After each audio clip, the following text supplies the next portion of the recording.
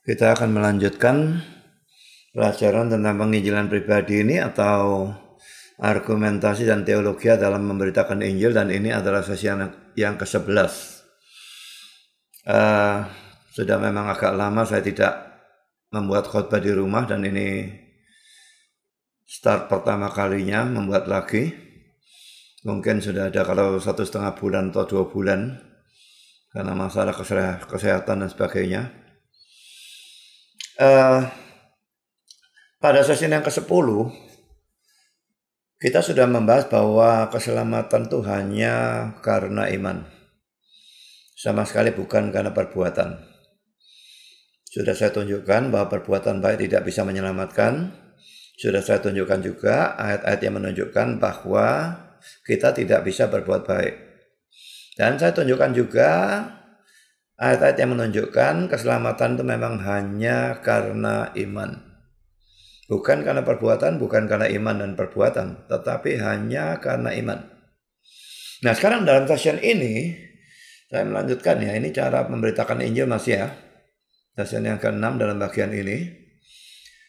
Dalam session ini kita masuk dalam poin C. Penjelasan tentang ayat-ayat yang seolah-olah menunjukkan bahwa kita diselamatkan oleh atau karena perbuatan baik. Jadi kalau pada kali yang lalu saya menunjukkan perbuatan baik tidak bisa menyelamatkan, dan kita bisa diselamatkan hanya karena iman. Nah, sekarang repotnya dengan poin ini ya. Dalam Alkitab itu bukan sedikit, tapi ada banyak ayat yang kelihatannya menunjukkan bahwa kita diselamatkan oleh atau karena perbuatan baik. Saya berikan contoh beberapa untuk saudara lihat ya. Yeskiel 18 ayat 24. Jikalau orang benar berbalik dari kebenarannya dan melakukan kecurangan seperti segala kekejian yang dilakukan oleh orang fasik, apakah ia akan hidup? Segala kebenaran yang dilakukannya tidak akan diingat-ingat lagi.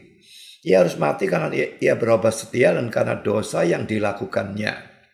Sebetulnya ini tidak menunjukkan keselamatan karena perbuatan baik sebetulnya. Ini orang benar yang murtad ini pasti bukan orang yang sungguh-sungguh benar.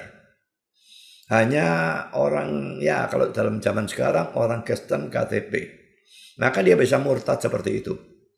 Jadi bukan bicara keselamatan hilang atau keselamatan karena perbuatan, tidak. Mari kita bandingkan dengan beberapa ayat dalam kitab Yeskiel ini ya. Yeskiel 3 ayat 20a.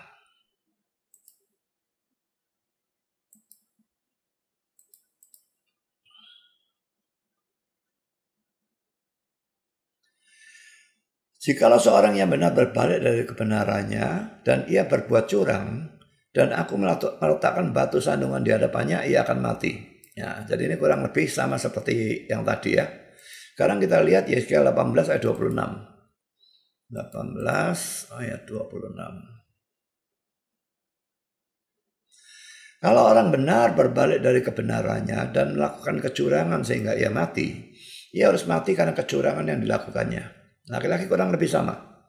Lalu kita lihat Yeskiel 33 ayat 13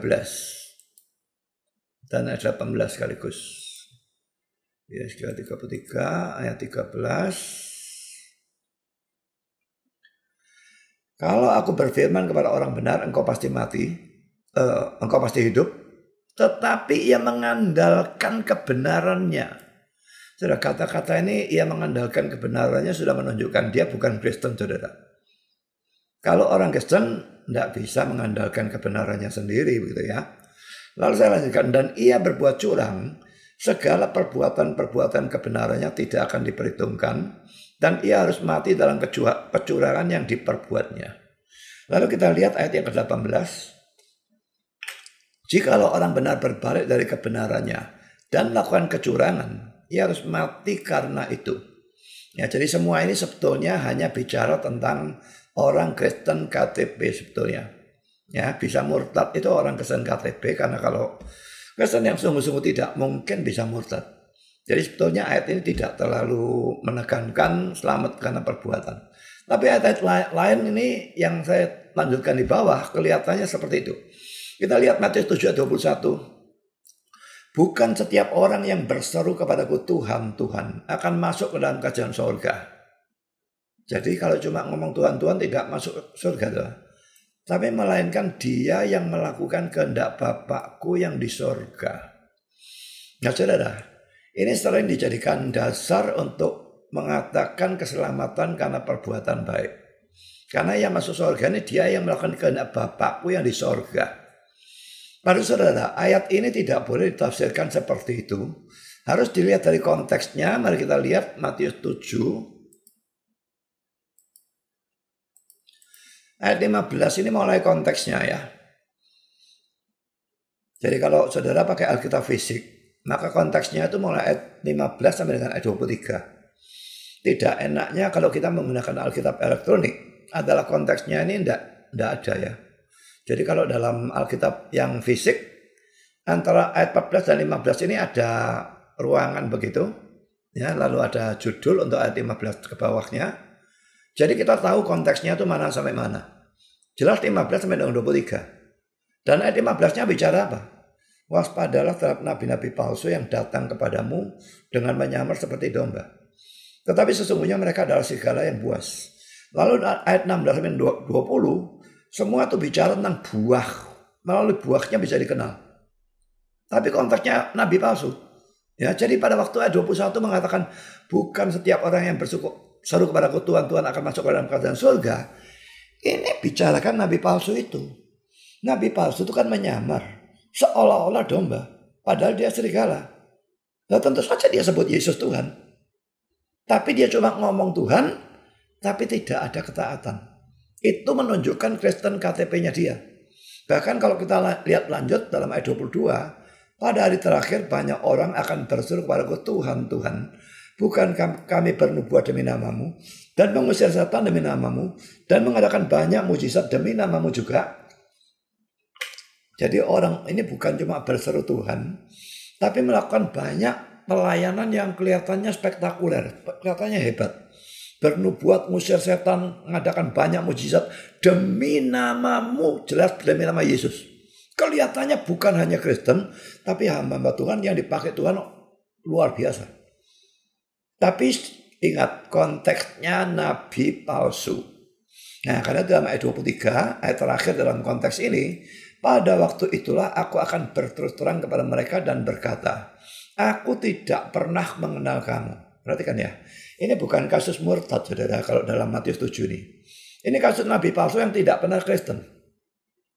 Kalau dia memang pernah Kristen sungguh-sungguh lalu murtad, dan orang Armenian banyak menafsirkan ini seperti itu, maka Yesus tidak bisa mengatakan aku tidak pernah mengenal kamu. Ini tidak mungkin saudara.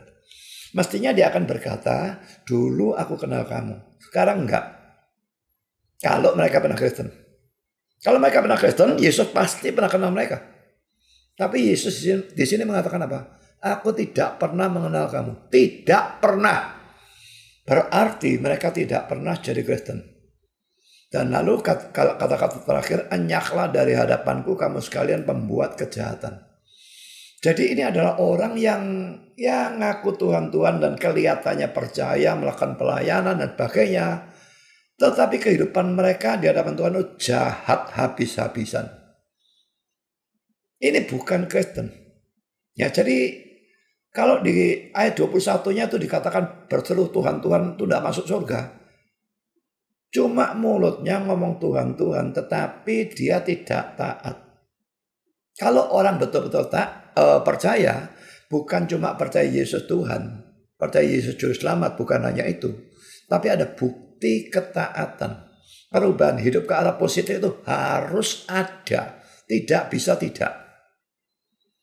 Nah, dia ini tidak ada karena dia tidak melakukan kehendak Bapakku yang di surga. Dan terakhir juga dikatakan dia pembuat kejahatan. Maka orang-orang ini memang tidak punya bukti dari imannya. Jadi saudara, ayat ini sama sekali tidak mengajarkan keselamatan karena perbuatan baik. Sama sekali bukan itu. Karena konteksnya memang nabi palsu yang cuma ngomong Tuhan-Tuhan mulutnya doang. Tetapi tindakannya sama sekali tidak sesuai dengan apa yang dia ucapkan atau akui. Lalu mari kita lihat ayat yang lain yang kelihatannya juga jelas sekali menunjukkan keselamatan karena perbuatan baik. Ini ayat teks atau teks yang panjang ya. Suatu nubuat sekaligus perumpamaan. Matius 25 ayat 31 sampai 46. Apabila anak manusia datang dalam kemuliaannya. Jadi ini bicara nubuat pada waktu akhir zaman ya. Dan semua malaikat bersama-sama dengan dia. Maka ia akan bersemayam di atas takhta kemuliaannya. Nah, dia jadi hakim ya. Lalu semua bangsa akan dikumpulkan di hadapannya. Dan ia akan memisahkan mereka seorang daripada seorang. Sama seperti gembala memisahkan domba dari kambing. Dan ia akan menempatkan domba-domba di sebelah kanannya. Dan kambing-kambing di sebelah kirinya. Dan raja itu akan berkata kepada mereka yang di sebelah kanannya. Mari, hai kamu yang diberkati oleh Bapakku. Terimalah kerajaan yang telah disediakan bagimu sejak dunia dijadikan. Sebab ketika aku lapar, kamu memberi aku makan. Perhatikan ya. Mereka ini masuk surga kan kalau dalam ayat 34 ya. Sebab apa? Sebab ketika aku lapar, kamu memberi aku makan. Loh, ini kan tindakan. Ini kan perbuatan baik. Ya. Ketika aku haus, kamu memberi aku minum. Perbuatan baik lagi. Ketika aku seorang asing, kamu memberi aku tumpangan. Perbuatan baik lagi. Ketika aku telanjang, kamu memberi aku pakaian. Ketika aku sakit, kamu melawat aku. Ketika aku dalam penjara, kamu mengunjungi aku. Semua perbuatan baik, saudara. Nah, ayat 37, maka orang-orang benar itu akan menjawab dia, katanya, Tuhan, bila manakah kami melihat engkau lapar dan kami memberi engkau makan, atau haus dan kami memberi engkau minum? Bila manakah kami melihat engkau sebagai orang asing dan kami memberi engkau tumpangan, atau telanjang dan kami memberi engkau pakaian? Bila manakah kami melihat engkau sakit atau dalam penjara dan kami mengunjungi engkau? Saudara, cirinya orang yang benar ini ya, kelihatan dalam ayat 37 sampai 39 ini ya. Kalau tadi Yesus itu mengatakan mereka berbuat baik, orang-orang ini tidak menyadari perbuatan baiknya. Orang yang selalu sadar dirinya baik itu justru tidak baik. Orang yang justru merasa dirinya tidak baik itu biasanya yang lebih baik. Nah, sekarang kita lihat ayat 40. Dan raja itu akan menjawab mereka, aku berkata kepadamu sesungguhnya segala sesuatu yang kamu lakukan untuk salah seorang dari saudaraku yang paling hina ini, kamu telah melakukannya untuk aku. Jadi memang melakukan langsung memberi pakaian pada waktu telanjang dan sebagainya kepada Yesus. Langsung pada Yesus. Tidak pernah. Tapi di sini kelihatan Yesus mengidentikan dirinya dengan orang Kristen yang paling hina. Ini ya, salah seorang dari saudaraku yang paling hina ini. Jadi kalau kita sebagai orang Kristen, kita menolong orang Kristen yang lain yang hina, Yesus menganggap kita melakukan hal itu kepada dia sendiri. Secara sama kalau kita berbuat jahat kepada salah seorang Kristen, maka Yesus menganggap kejahatan dilakukan kepada dia. Nanti kita akan lihat bagian akhirnya. Ya, jadi dalam masa pandemi ini saudara, saya kira ada banyak orang Kristen menderita. Dan kalau kita bisa menolong, kita seharusnya menolong. Kita menolong seorang Kristen yang paling hina. Itu sama seperti kita melakukan kepada Kristus sendiri. Dan nanti kita lakukan, kita lihat sebaliknya. Kalau kita tidak menolong saudara kita, maka itu sama seperti kita tidak menolong Kristusnya sendiri. Nah, mari kita lihat ya, ayat 41 sekarang ya. Dan ia akan berkata juga kepada mereka yang di sebelah kirinya, enyahlah dari hadapanku, hai kamu orang-orang terkutuk, enyahlah ke dalam api yang kekal yang telah sedia untuk iblis dan malaikat-malaikatnya. Ini perhatikan ya. Sebab ketika aku lapar, kamu tidak memberi aku makan. Ketika aku haus, kamu tidak memberi aku minum. Ketika aku seorang asing, kamu tidak memberi aku tumpangan. Ketika aku telanjang, kamu tidak memberi aku pakaian. Ketika aku sakit dan dalam penjara, kamu tidak melawat aku. Kejahatannya ditunjukkan. Dosa pasif. Ya. Kenapa dosa pasif? Karena dosa aktif itu biasanya orang menyadari. Tapi dosa pasif itu seringkali tidak disadari. Tapi berkebalikan dengan orang-orang benar tadi yang tidak sadar berbuat baik. Yang di sini tidak sadar kalau berbuat dosa.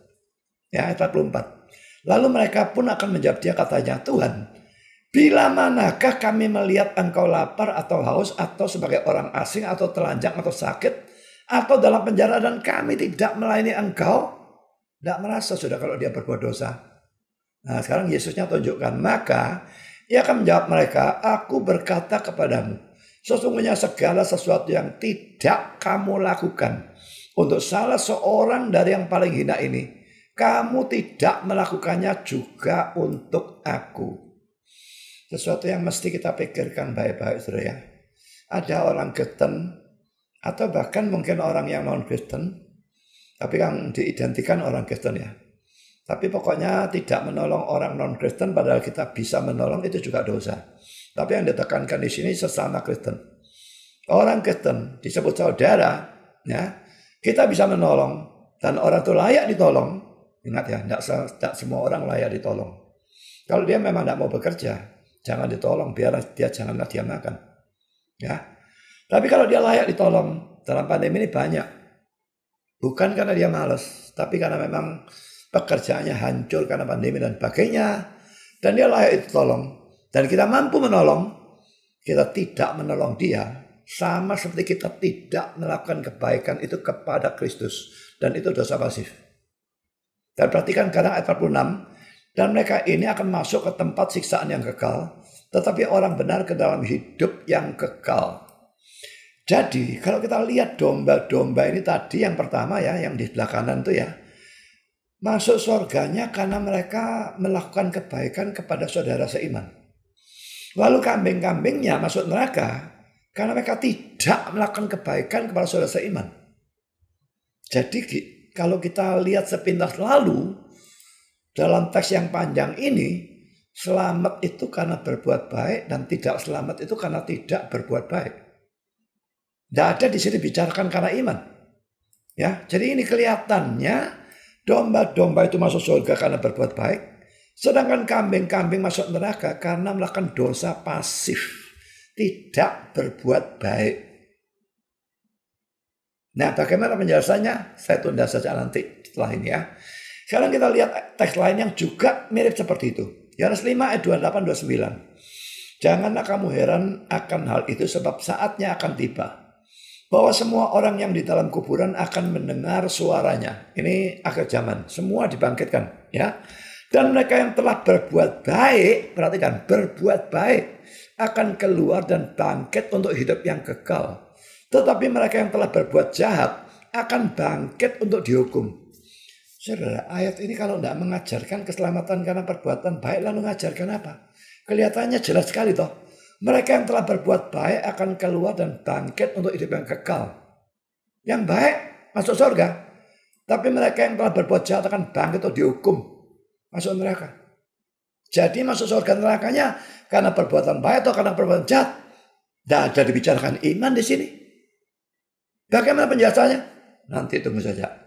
Mari kita lihat sekarang Roma 2 ayat 4-8. Maukah engkau menganggap sepi kekayaan kemurahannya, kesabarannya, dan kelapangan hatinya? Tidakkah engkau tahu bahwa maksud kemurahan Allah ialah menuntun engkau kepada pertobatan?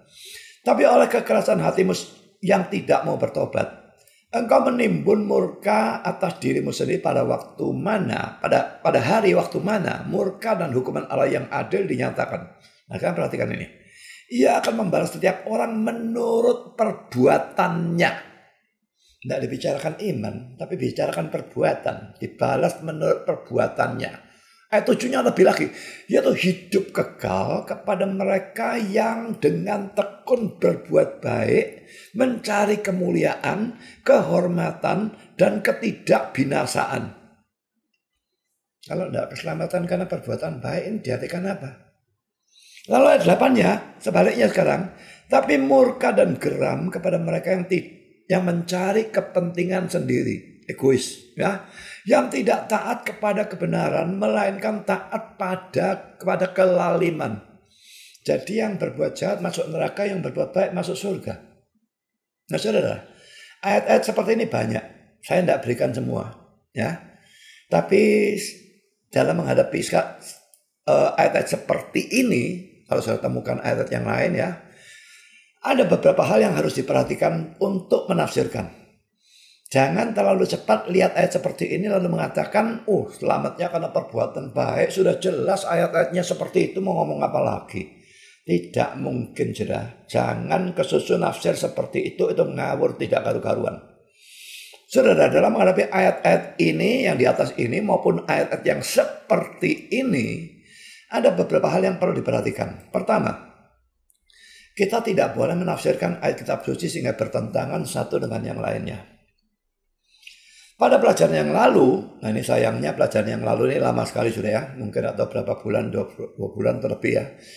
Kita sudah melihat pada pelajaran yang lalu itu bahwa banyak ayat Alkitab yang menunjukkan bahwa keselamatan itu hanya karena iman. Dan sama sekali bukan karena perbuatan baik.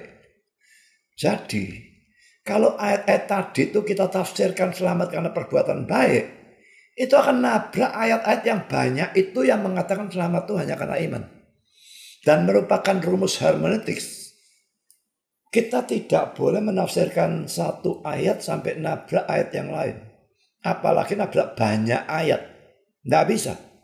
Ya, jadi ayat-ayat di sini tidak boleh ditafsirkan seakan-akan Alkitab mengajarkan doktrin sesat, salvation by works, atau keselamatan karena perbuatan baik.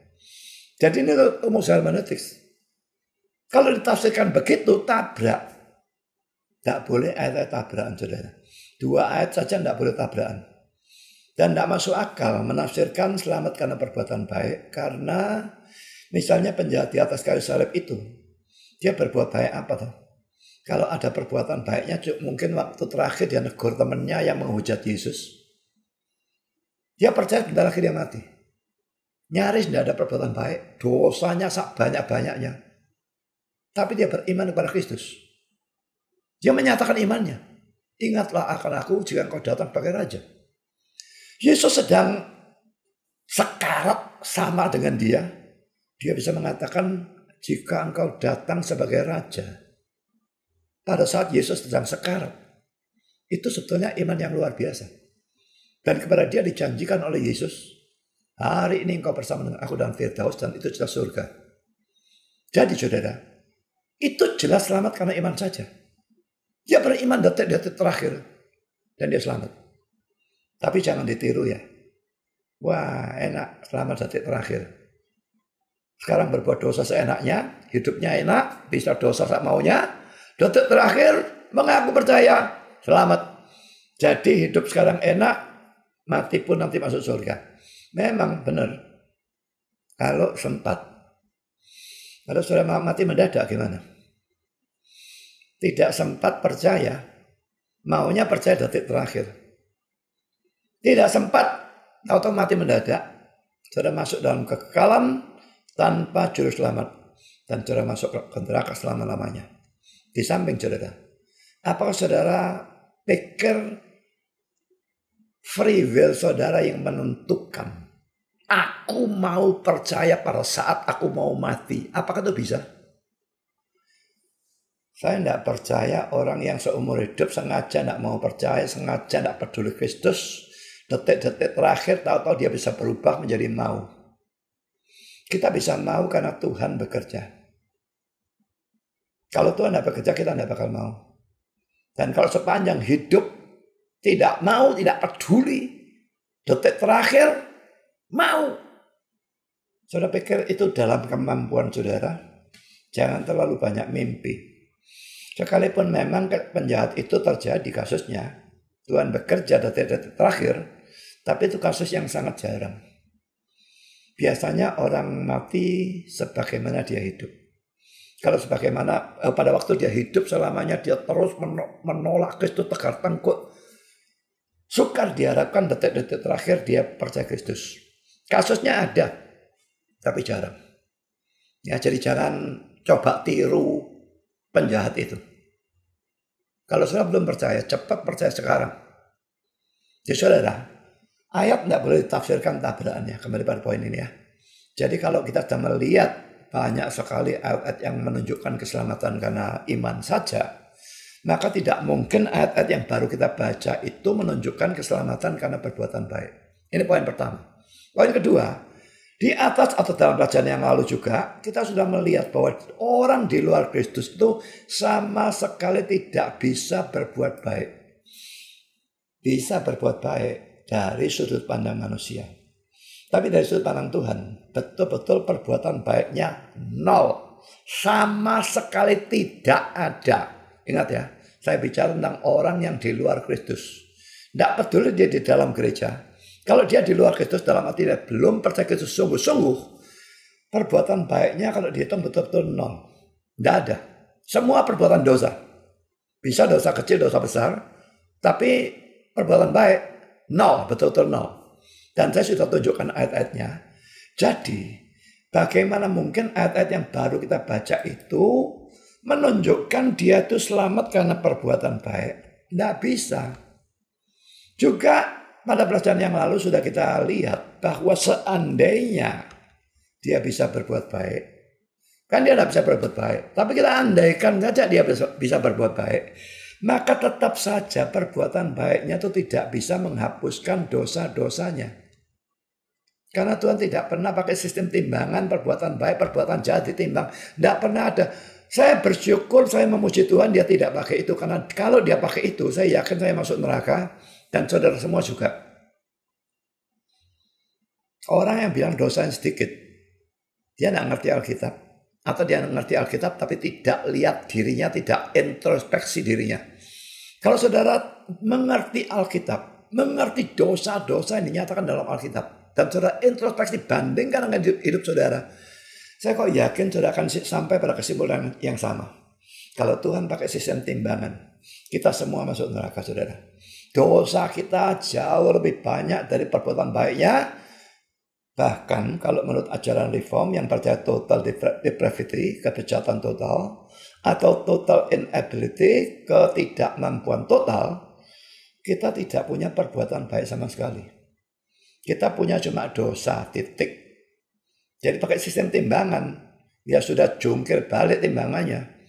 Yang dosa itu beratnya tidak karu-karuan, yang satunya tidak ada apa-apanya, kosong. Jadi saudara, kita tidak ada kemungkinan diselamatkan oleh perbuatan baik. Kalaupun kita bisa berbuat baik. Karena dosa ditutup oleh perbuatan baik, itu bukan ajaran Alkitab. Tidak ada Alkitab mengajar demikian. Kalau poin yang ketiga, saudara, hanya orang Kristen yang sejati yang bisa berbuat baik. Dan itu bisa terjadi karena adanya pertolongan Roh Kudus. Orang yang percaya Kristus, dia terima Roh Kudus. Dan Roh Kudus mengeluarkan buah roh.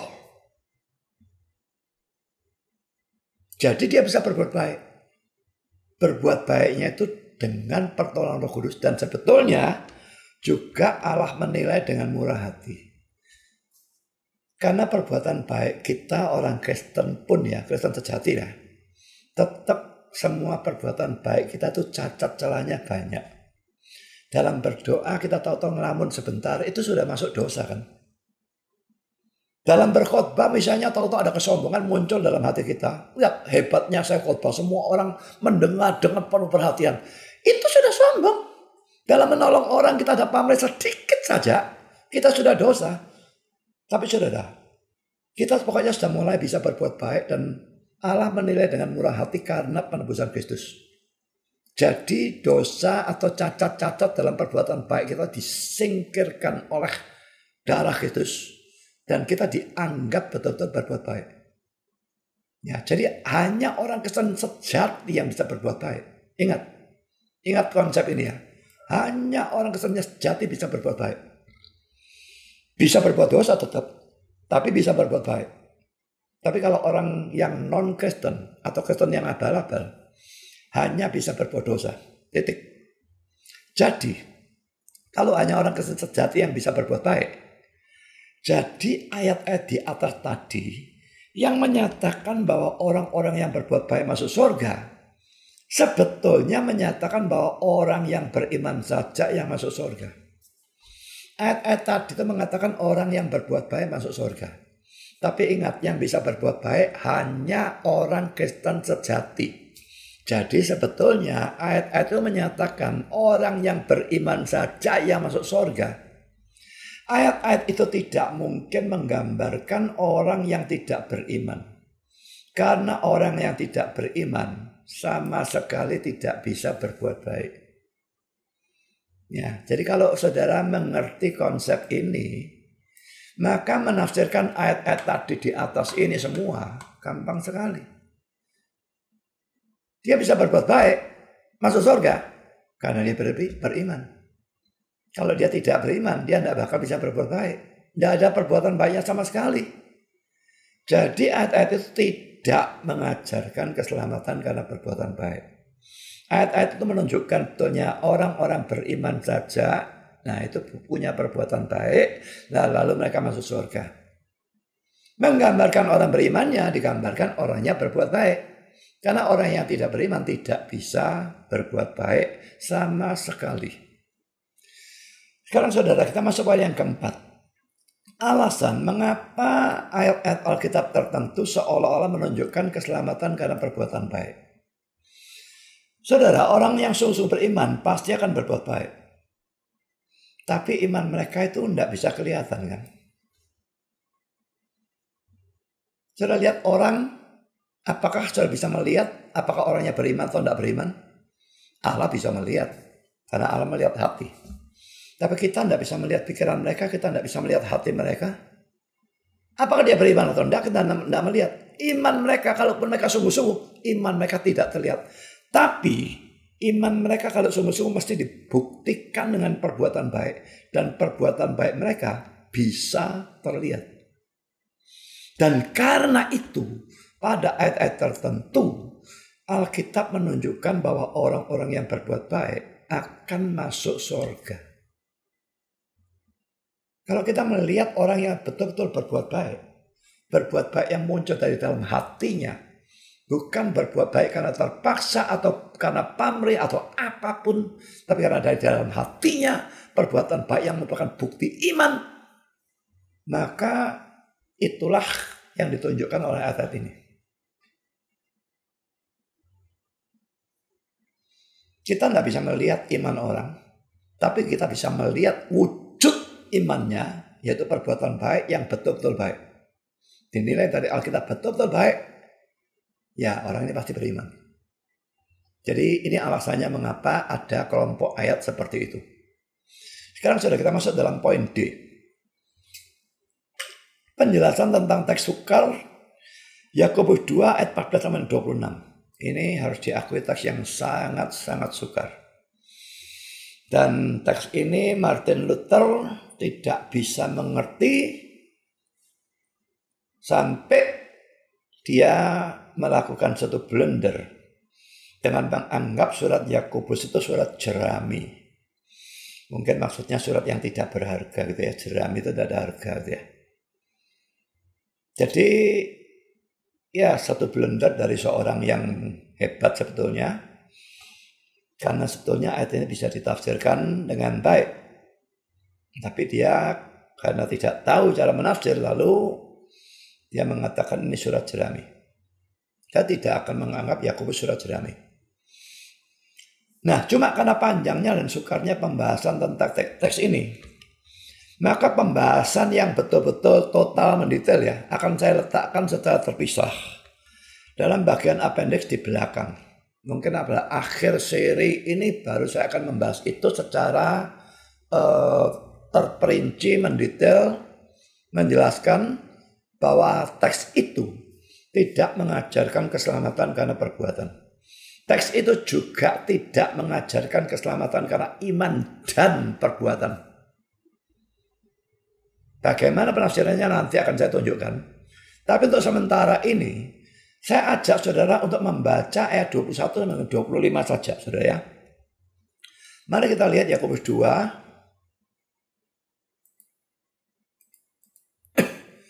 Sebetulnya kan mulai ayat 14 ini ya, apa gunanya dan sebagainya. Jadi konteksnya mulai ayat 14 sampai dengan ayat 26.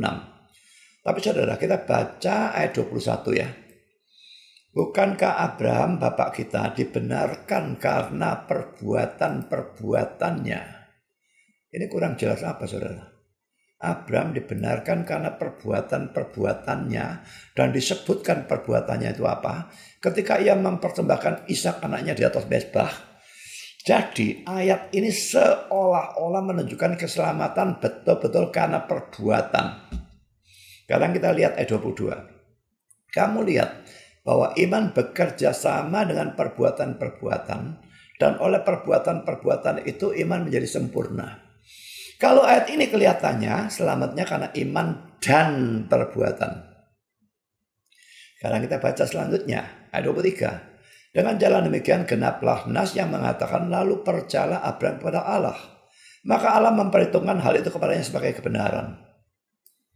Karena itu Abraham disebut sahabat Allah. Bagian yang saya blok ini, ayat 23a ini, jelas dia mengajarkan keselamatan karena iman saja. Abraham cuma percaya. Lalu diperhitungkan sebagai kebenaran. Terus lihat, ayat 21 karena perbuatan. Ayat 22 iman dan perbuatan. Ayat 23 iman saja. Kita lanjutkan ayat 24. Jadi kamu lihat bahwa manusia dibenarkan karena perbuatan-perbuatannya dan bukan hanya karena iman. Lagi balik seperti tadi karena iman dan perbuatan di sini. Lalu ayat 25. Dan bukankah demikian juga Rahab pelacur itu dibenarkan karena perbuatan-perbuatannya. Kembali ke perbuatan tok, saudara. Dan disebutkan perbuatannya apa? Ketika ia menyembunyikan orang-orang yang disuruh itu di dalam rumahnya, lalu menolong mereka lolos melalui jalan yang lain. Saudara, kelihatannya kontradiksi tidak karu-karuan. Di sini karena perbuatan tok, di sini juga karena perbuatan tok. Di sini iman dan perbuatan, di sini juga iman dan perbuatan. Dan di tengah-tengah, di sini iman saja. Jadi kelihatan dengan jelas ya dari kekacauan-kekacauan ini butuh penafsiran yang bisa mengharmoniskan semua. Yang jelas teks ini tidak bisa secara sembrono dianggap sebagai mengajarkan keselamatan karena perbuatan atau karena iman dan perbuatan. Tidak mungkin. Dan kalau ditafsirkan demikian, akan nabrak juga banyak ayat yang sudah saya jelaskan bahwa manusia tidak bisa berbuat baik dan bahwa perbuatan baik tidak bisa menghapuskan dosa, dan juga bahwa manusia selamat hanya karena iman. Semua akan ditabrak. Yakobus bukan cuma nabrak ayat-ayatnya Paulus, saudara. Dia nabrak ayatnya sendiri dalam ayat 23 ini. Kalau dia memang mengajarkan selamat karena perbuatan atau karena iman dan perbuatan. Karena ayat 23 ini dia mengatakan selamat karena iman saja.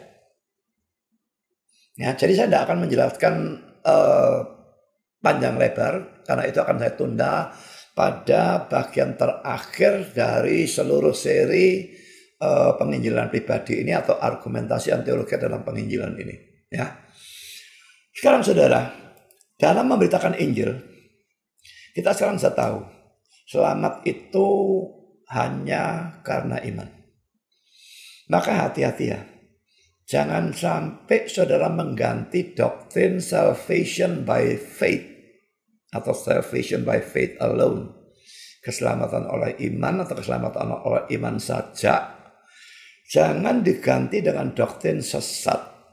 Salvation by works, keselamatan oleh perbuatan baik, ataupun by faith and works, oleh iman dan perbuatan. Itu sama sesatnya. Pokoknya kalau perbuatan ikut punya andil, itu sudah sesat. Andilnya perbuatan itu nol. Iman saja, itu yang benar.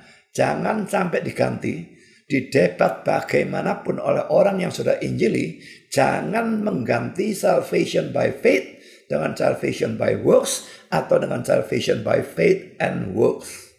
Ya, ingat baik-baik. Ini sering terjadi, saudara.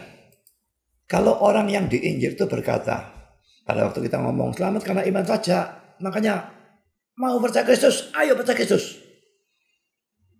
Nah, dia lalu debat, nanti dulu. Kok enak, dosa dihapus begitu saja.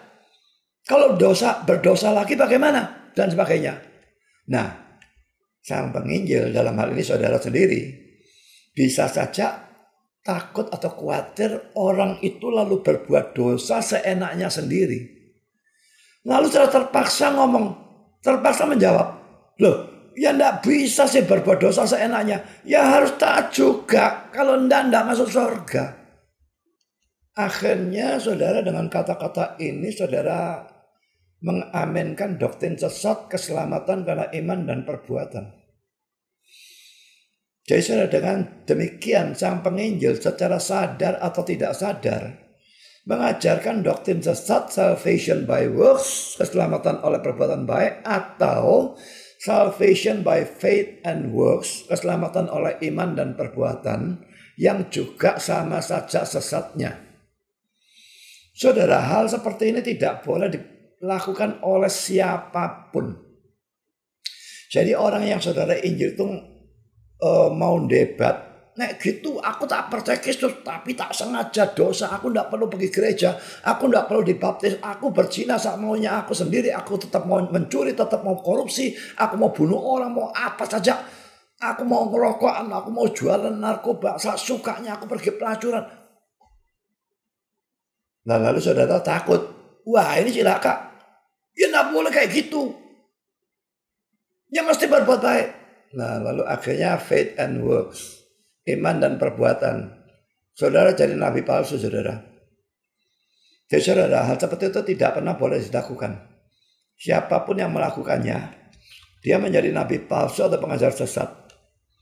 Keselamatan memang hanya oleh iman atau karena iman, bukan oleh karena iman dan perbuatan baik. Kalau orang itu menanggapi Injil yang benar dengan cara berbuat dosa seenaknya sendiri, itu adalah tanggung jawabnya dia sendiri. Dan percayalah saudara, kalau orang itu menanggapi Injil dengan benar, dalam arti dia betul-betul percaya Kristus dengan benar, Roh Kudus akan masuk ke dalam hatinya dia. Tidak mungkin dia akan bisa berbuat dosa seenaknya sendiri. Roh Kudus akan menegur dia, menghajar kalau perlu. Dia pasti akan maju dalam pengurusan, sekalipun majunya itu tidak mulus naik terus, tapi naik turun bisa tidak karu-karuan, tetapi tetap ada kemajuan. Itu mesti. Tidak mungkin ada orang yang betul-betul percaya Kristus tidak mengalami kemajuan pengudusan, kecuali kalau orangnya percaya langsung mati. Ya, itu lain cerita. Tapi selama dia masih hidup, kemajuan pengudusan itu mesti ada. Tidak usah saudara khawatirkan orang itu betul-betul percaya Kristus lalu berbuat dosa seenaknya sendiri, terus-terusan sengaja berbuat dosa. Tidak mungkin. Kalau dia memang terus-terusan sengaja berbuat dosa, ulangi penginjilannya. Dia belum percaya. So, akan ulangi Injil lagi.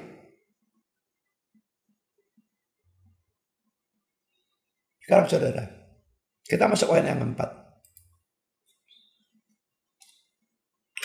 Kalau dia tuh percaya atau menerima Kristus, sebetulnya percaya dan menerima ini sama saudara ya. Ini jangan dibedakan seakan-akan itu dua tindakan. Kata percaya kepada Kristus, beriman kepada Kristus, kadang-kadang datang kepada Kristus, kadang-kadang menerima Kristus, dan macam-macam istilah dalam Alkitab dalam hal itu sebetulnya sama ya. Jangan dibedakan percaya plus menerimanya ngundang. Setelah aku percaya harus ngundang. Lo ngundangnya itu perbuatan saudara. Nanti kalau dipisahkan demikian menjadi selamat karena iman dan perbuatan lagi. Percaya dan menerima itu sebenarnya sama. Nah kalau dia percaya atau menerima Yesus sebagai juru selamat, boleh kita ajak dia berdoa untuk mengundang Yesus atau menyatakan iman kepada Yesus. Boleh. Undang nyatakan iman sama saja saudara. Ya. Tapi ini tidak mutlak harus dilakukan, ngajak berdoa dan sebagainya tidak mutlak harus. Kalau dia beriman, Tuhan itu melihat hatinya. Tuhan tahu kalau dia memang sudah sungguh-sungguh beriman. Dan otomatis Roh Kudus masuk tanpa diundang. Kalau dia percaya, pasti Roh Kudusnya masuk dan tidak akan keluar lagi, membimbing dia seumur hidup dia sampai masuk ke surga. Nah, tapi sekarang sebelum kita melanjutkan dengan langkah berikutnya, kita perlu memeriksa imannya dengan menanyakan tentang keyakinan keselamatannya. Ya, jadi kalau dia percaya dan sebagainya, mau kita ajak berdoa boleh, ya, mau enggak juga terserah. Tapi sebelum kita lanjutkan dengan langkah setelah ini, kita perlu memeriksa imannya dia. Dia menyatakan sudah percaya, maka kita cek imannya benar atau enggak. Tanyakan, cara ngeceknya, tanyakan keyakinan keselamatannya. Nah, sesuatu yang sangat perlu ditekankan di sini, saudara, adalah pertanyaan ini. Apakah ia percaya bahwa sekitar 2000 tahun yang lalu, Yesus menderita dan mati untuk memikul hukuman dari semua dosa-dosanya? Hukuman yang seharusnya untuk dia. Ini bicara keyakinan keselamatan, saudara. Kita hubungkan dengan dia percaya Yesus mati menerima hukuman semua. Semua, saya tekankan. Ya, ini saya cetak huruf besar, cetak tebal saja ya. Ini dia percaya atau enggak? Kalau dia percaya hal itu, Yesus mati untuk semua dosanya, maka dia seharusnya yakin dia masuk surga kapanpun dia mati kan? Karena semua dosanya atau hutangnya sudah dibayar oleh Yesus. Lalu dosa mana lagi yang menyebabkan dia harus masuk neraka? Jadi kalau mau meyakinkan orang, kalau misalnya dia masih ragu-ragu, tanya lagi loh. Tadi kamu bilang sudah beriman.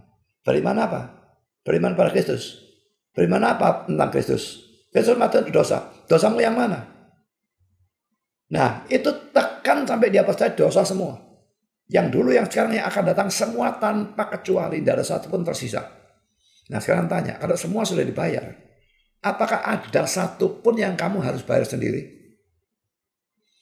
Dosa diibaratkan hutang oleh Alkitab. Kalau hutang sudah dibayar oleh orang lain, dibayar lunas, haruskah kita bayar sendiri 1 sen pun? Nggak mungkin kan? Jadi itu caranya memberikan keyakinan. Memang keyakinan itu datang dari Tuhan, saudara. Tapi kalau kita mau tetap menggunakan Alkitab untuk memberikan argumentasi, untuk menekankan supaya dia yakin, argumentasi kita bisa dipakai oleh Tuhan untuk memberikan dia keyakinan. Berikan argumentasi. Kalau dia tetap saja belum yakin atau tidak yakin akan keselamatannya, itu menunjukkan imannya belum beres, saudara. Injili ulang. Nah, tentang ayat-ayat yang bisa digunakan untuk menekankan keyakinan keselamatan. Selain dosa itu semua sudah dibayar itu ya dan sebagainya ya. Maka ayat-ayat ini ya, Roma 8 ayat 1. Demikianlah sekarang tidak ada penghukuman bagi mereka yang ada di dalam Kristus Yesus. Percaya Yesus dan di dalam Kristus itu sama saja, saudara. Tidak ada penghukuman. Dan ini berlaku di dunia maupun di alam setelah kita mati. Jadi orang Kristen dihukum Tuhan sebetulnya istilah salah. Diajar bisa dalam dunia ini. Tapi dihukum tidak bisa. Hukuman itu dari keadilan. Ajaran dari kasih. Lain tidak. Diajar tujuannya diperbaiki. Hukuman memang dihukum. Tidak ada orang Kristen dihukum. Kristen sejati. Sekarang tidak ada, nanti juga tidak ada. Berarti langsung mati, langsung masuk surga. Tidak ada hukuman. Mari kita lihat ayat ini. 1 Yohanes 5, 11 sampai dengan 13. Dan inilah kesaksian itu, Allah telah mengaruniakan hidup yang kekal kepada kita. Dan hidup itu ada di dalam anaknya. Barang siapa memiliki anak, ia memiliki hidup. Barang siapa tidak memiliki anak, ia tidak memiliki hidup. Karena penekanan saya pada ayat 13. Semuanya itu kutuliskan kepada kamu. Supaya kamu yang percaya kepada nama anak Allah. Perhatikan ini. Tahu bahwa kamu memiliki hidup yang kekal. Tahu. Ya, jadi di sini tahu ini jelas menunjukkan suatu keyakinan ya. Semuanya dituliskan ini supaya kamu yang percaya kepada anak Allah atau kepada Yesus tahu bahwa kamu memiliki hidup yang kekal. Injil diberitakan itu bukan supaya kalau kita percaya kita ragu-ragu atau mengatakan moga-moga kemungkinan besar dan sebagainya kita masuk surga. Tidak. Ini keunggulan Kristen dari agama lain. Saya tidak tahu ketemu ada orang agama lain yang betul-betul tulus bisa yakin selamat. Sebetulnya orang Kristen yang Arminian juga tidak bisa yakin selamat sebetulnya. Kalau mereka konsisten dengan doktrin mereka bahwa keselamatan bisa hilang. Mengatakan keselamatan bisa hilang, tapi mengatakan mereka yakin selamat. Itu dua omongan yang kontradiksi. Dan pada hakikatnya hanya bisa diomongkan oleh orang yang goblok. Tapi kita yang reform, kita percaya keselamatan tidak bisa hilang. Jadi kalau kita percaya dan sudah selamat, ya selamatnya terus. Tidak mungkin kita bisa kehilangan keselamatan itu. Maka kita bisa yakin bahwa kita memiliki keselamatan dan kita kapanpun mati, kita yakin kita masuk surga. Juga sudah tentang keyakinan keselamatan akan saya jelaskan secara lebih terperinci di belakang pada bab tentang iman. Nomor 5, iman dan keyakinan keselamatan mungkin akan saya jelaskan di sana. Saya tidak tahu ini urutannya benar atau tidak, saya tidak ngerti lah, tapi nanti kita akan lihat sendiri lah. Jadi saudara, pelajaran ini sampai di sini saja.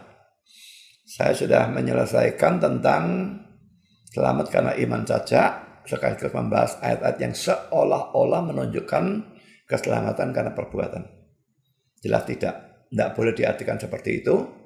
Itu hanya menunjukkan orangnya beriman, karena beriman ada perbuatan, dan ayatnya menyoroti perbuatan yang merupakan bukti dari iman. Semuanya sebetulnya menunjukkan keselamatan karena iman. Ya, jadi tidak ada saudara keselamatan karena perbuatan atau karena iman dan perbuatan. Dalam menginjil tekankan ini mati-matian, karena dalam poin keselamatan karena iman saja ini sangat banyak orang Kristen bahkan hamba Tuhan yang kacau balau, tidak karu-karuan. Oke, Tuhan memberkati saudara.